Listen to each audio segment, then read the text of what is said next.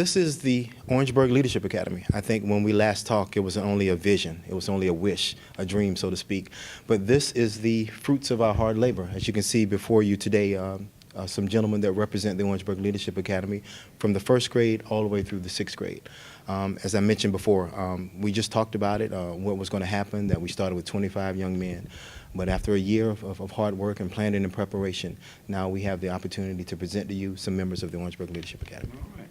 Mr. Parker is one of our sixth graders. He's so fortunate enough to stay with us, and he's one of our vocal leaders inside of the group, and I'll let him tell them a little bit about himself. Greetings, my name is Jacob Parker, and I was in the OLA last year when it first started, and I've loved the OLA since I was here, and it really helped me improve. One thing, it helped me improve my behavior, my attitude, and my academics, and also my grades. I'm an all-A student.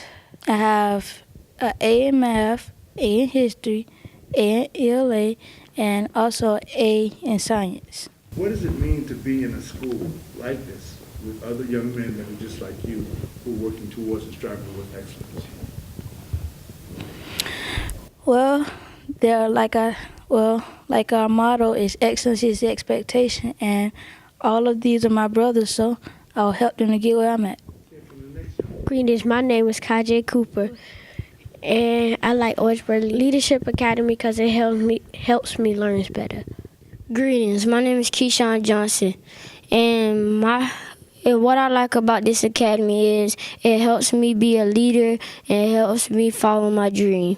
What I want to be when I grow up is an NFL football player. If that don't work out, I want to make $1 trillion business. My name is Darian Woods. And I am Christina Hilliard.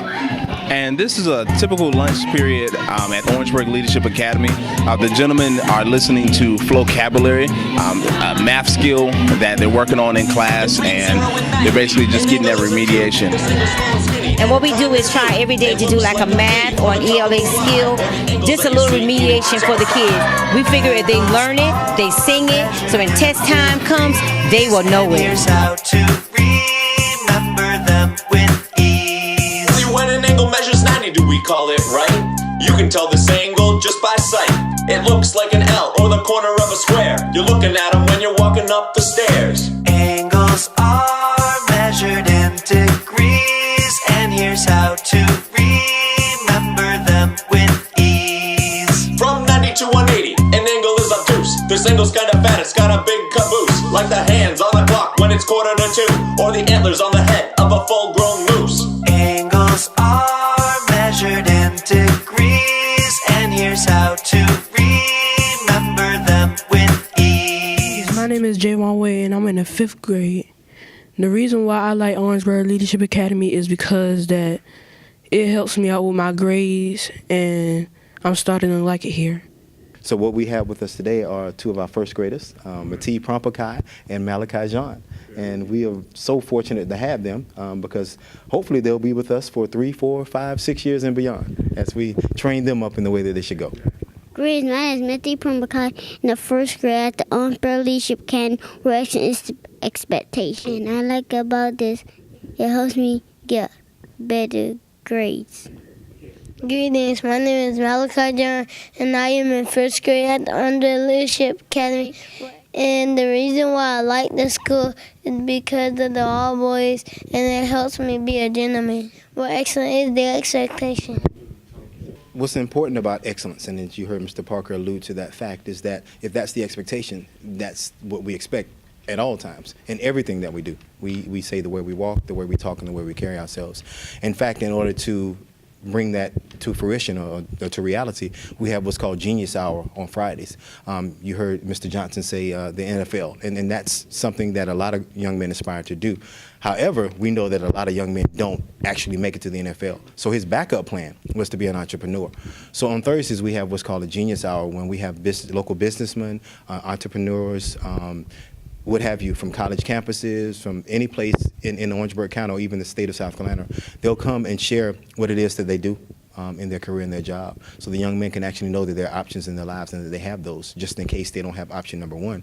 Option 2, 3, 4, 5, etc. may exist. To measure an angle's degrees with a protractor, place the vertex at the hole in the center. Line up one ray at 0 on the protractor. Remember that the 0 can be on top or under. Count up to where the other ray points at the number. That will be the angle's measure.